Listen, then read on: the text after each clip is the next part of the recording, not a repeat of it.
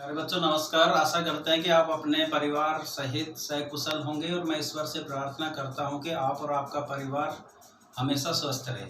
प्यारे बच्चों, हमने कई बार आपको समझाया है कि जो आपके टीचर्स आपको गाइडलाइन दे रहे हैं, जो होमवर्क दे रहे हैं, उनको प्रॉपर अपने घर पर करें और जो होमवर्क आप कर लेते हो उनको टीचर्स के पास अवश्य भेजें। बार बार हमने आपको ये समझाया है, बार बार हम आपके पास मैसेज कर रहे हैं, व्हाट्सएप ग्रुप के अंदर आपको हर टीचर आपको समझा रहा है, डायरेक्टर सर, प्रिंसिपल सर ने भी आपको काफ़ी बार समझाया, लेकिन बहुत से बच्चे ऐसे हैं जो अभी भी इन गाइडलाइंस पर या दिशा निर्देश जो आपको दिए जा रहे हैं उन पर ध्यान नहीं दे रहे हैं। जो भी वर्क आपका टीचर आपको दे रहा है प्यारे बच्चों, उनको उस टीचर के पास अवश्य भेजें ताकि हमें पता चल सके कि आप घर पर क्या कर रहे हैं।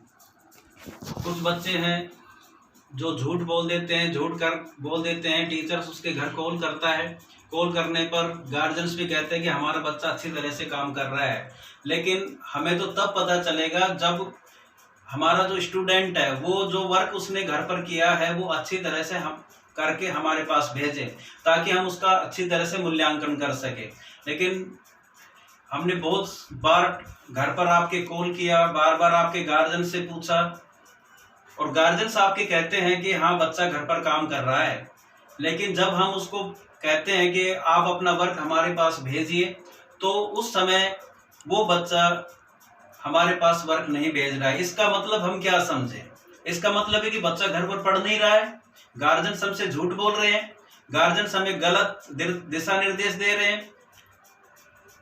तो प्यारे बच्चों, ऐसे मैं गार्जियन से कहना चाहता हूँ, पेरेंट्स से कहना चाहता हूँ कि आप अपने साथ तो धोखा कर रहे हैं, अपने बच्चों के साथ भी धोखा कर रहे हैं। आप उनका भविष्य अंधकार में ले जा रहे हैं।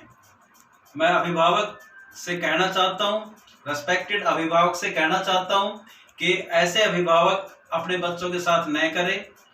जो टीचर आपको बार बार आपके बच्चों को वर्क दे रहे हैं, टीचर्स का आप कोऑपरेट कीजिए, सहयोग कीजिए ताकि वो आपके बच्चों को अच्छी से अच्छी एजुकेशन दे सके। यदि आप टीचर को ही गलत गाइडलाइन देंगे तो टीचर तो समझेगा कि हाँ बच्चा अच्छी तरह से पढ़ रहा है। जब टीचर आपके घर पर कॉल करते हैं तो बच्चा कहता है कि मैं पढ़ रहा हूँ, अच्छी तरह से वर्क कर रहा हूँ, लेकिन यदि बच्चा अच्छी तरह से वर्क कर रहा है तो वो टीचर्स के पास क्यों नहीं पहुँच रहा है? इसका सीधा सा रीजन है कि या तो बच्चा झूठ बोल रहा है या गार्जियन हमें गलत गाइडलाइन कर रहे हैं। तो ऐसे गार्जियन से मैं हाथ जोड़कर प्रार्थना कर रहा हूं कि वो ऐसा न करें, अपने बच्चों का भविष्य अंधकार में न ले जाए। आप अपने बच्चों का साथ दें, अच्छी बातों पर ध्यान साथ दें।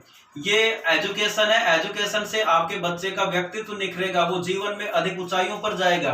यदि आप उनका इस तरह से गलत साथ देंगे तो आपके बच्चों का जो भविष्य है वो अंधकार में रहेगा। तो प्यारे बच्चों, आप ध्यान रखिए, आपके टीचर्स जो आपको गाइडलाइन दे रहे हैं, जो होमवर्क दे रहे हैं, जैसा भी होमवर्क आपको मिल रहा है, चाहे वो व्हाट्सएप से मिल रहा है, चाहे वो ऑनलाइन क्लासेस से मिल रहा है, वो सारा का सारा वर्क आपने अपने घर पर अच्छी तरह से करना है। जो वर्क आपने किया है उस वर्क को उस सब्जेक्ट टीचर्स के पास अवश्य भेजें। मैं रेस्पेक्टेड पेरेंट्स को भी कहना चाहता हूं कि आप भी अपने बच्चों पर विशेष ध्यान दें कि बच्चा क्या कर रहा है, उसके टीचर्स ने जो होमवर्क उसको दिया है क्या उसने प्रॉपर किया है कि नहीं किया है। टीचर जो होमवर्क उसको वापस मंगवा रहा है, उसको वापस रिसेंड करने के लिए कह रहा है, लेकिन बच्चा नहीं भेज रहा है, तो इसमें कमी किसकी है? टीचर अपनी तरफ से पूरी कोशिश कर रहा है, लेकिन एक अच्छा रेस्पॉन्स कई गार्जियंस की तरफ से हमें नहीं मिल रहा है। तो प्यारे बच्चों, ऐसा न करें। जो भी वर्क आप कर रहे हो प्लीज उसको अपने टीचर्स के पास अवश्य भेजें। इस बातों को आप विशेष ध्यान देंगे और जो भी आपने वर्क किया है, जो भी डेली का जो वर्क आप कर रहे हो उसको अपने सब्जेक्ट टीचर्स के पास अवश्य भेजें ताकि आपका अच्छी तरह से मूल्यांकन हो सके। Thank you. अभी जो आपका नया लेसन पॉलिटिकल साइंस के अंदर जो चलेगा वो चलेगा फ्रीडम। फ्रीडम के बारे में हमने आपको पहले भी काफी समझाया है। आपको हमने राइट्स के बारे में बताया था, राइट टू फ्रीडम के बारे में, उसमें हमने आपको बहुत सी फ्रीडम्स के बारे में आपको हमने बताए थे कि फ्रीडम ऑफ एक्सप्रेशन, अभिव्यक्ति की आज़ादी के बारे में आपको बताया। बहुत सी फ्रीडम आपको दी गई है हमारे कॉन्स्टिट्यूशन की तरफ से, जिसमें आपको अपने विचारों को अभिव्यक्त करने की आज़ादी है, कहीं भी घूमने फिरने की आज़ादी है, कोई भी काम धंधा व्यवसाय आप कर सकते हो उसकी आज़ादी है, आपको अपनी धार्मिक संस्थाओं को ओपन करने की आपको आज़ादी है, धार्मिक आपको कोई भी धर्म को मानने की आपको आज़ादी है। बहुत सी फ्रीडम आपको दी गई है। लेकिन आज जो लेसन आपको हम शुरू करने जा रहे हैं, फ्रीडम, ये फ्रीडम जो शब्द है ये लिबर्टी का मतलब स्वतंत्र। जो लिबर्टी जो वर्ड है वो एक लैटिन वर्ड होता है लिबर, उससे लिया गया, derive from the Latin word Libre. Libre का मतलब होता है स्वतंत्रता। स्वतंत्रता का मतलब है किसी तरह की कोई बाधा नहीं होना। लिबर्टी का मतलब पूर्ण स्वतंत्रता से है, और स्वतंत्रता का मतलब क्या हुआ, किसी तरह की कोई बाधा न हो।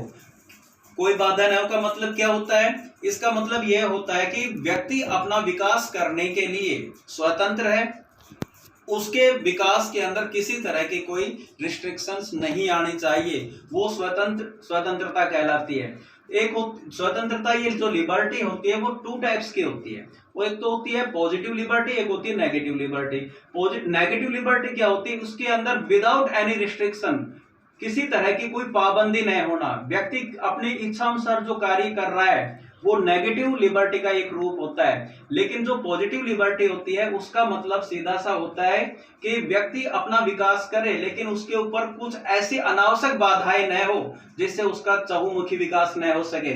तो वो पॉजिटिव लिबर्टी के अंदर कुछ रिस्ट्रिक्शंस के साथ वो अपना विकास करता है। लेकिन जो नेगेटिव लिबर्टी होती है उसके अंदर उसको पूर्ण स्वतंत्रता होती है, किसी तरह से वो कार्य करे, उसके ऊपर किसी तरह की कोई बाधा न हो, वो नेगेटिव लिबर्टी होती है। पॉजिटिव लिबर्टी के अंदर कुछ ऐसी अनावश्यक लिबर्टी न हो, मतलब जो उसके विकास के अंदर बाधा उत्पन्न करती हो। लिबर्टी तो होनी चाहिए, कुछ उसके ऊपर रिस्ट्रिक्शन होनी चाहिए, लेकिन ऐसे रिस्ट्रिक्शन न हो जो उसके डेवलपमेंट के अंदर, ऑलराउंड जो डेवलपमेंट में बाधा बने। तो वो ये दो तरह की लिबर्टी, एक तो नेगेटिव लिबर्टी होती है, पॉजिटिव लिबर्टी होती है। तो उसी लिबर्टी के बारे में हम आज आपका लेसन है उसके बारे में बताएंगे। तो सबसे पहले मीनिंग ऑफ लिबर्टी। लिबर्टी का मतलब क्या होता है, तो liberty means power to do anything. Power to do anything, ऐसी पावर जो कुछ भी करने के लिए होती, डज नॉट इंजर अदर, जो दूसरों को हानि नहीं पहुंचाए। ऐसे liberty means power to do anything, कुछ भी कार्य करने की शक्ति प्राप्त होना, ऐसे कार्य करने से दूसरे को हानि न पहुंचे, वो कहलाती है लिबर्टी। वो क्या कहलाती है, liberty. Liberty means power to do anything that does not injure others, मतलब कार्य करने की आजादी, पावर टू डू एनीथिंग, कुछ भी करने की आजादी, कुछ भी काम करने की आजादी, कुछ अपने विकास करने की आजादी जिससे दूसरे को हानि न पहुंचे, तो वो कहलाती है लिबर्टी। तो liberty, kinds of liberty, liberty बहुत प्रकार की होती है। आज हम उन लिबर्टियों के बारे में हम बताएंगे। जो आपको जो कॉन्स्टिट्यूशन के अंदर जो फ्रीडम बताई थी वो अलग थी, आज हम लिबर्टी के प्रकार बताएंगे, types of kinds of liberty क्या होती है। तो एक होती है नेशनल लिबर्टी, राष्ट्रीय स्वतंत्रता, एक होती है सिविल लिबर्टी, नागरिक स्वतंत्रता, एक होती है इकोनॉमिक लिबर्टी, आर्थिक स्वतंत्रता, एक होती है पॉलिटिकल लिबर्टी, राजनीतिक स्वतंत्रता, एक होती है नेचुरल लिबर्टी, प्राकृतिक स्वतंत्रता, एक होती है मोरल लिबर्टी, नैतिक स्वतंत्रता, एक होती है इंटरनेशनल लिबर्टी, अंतरराष्ट्रीय स्वतंत्रता।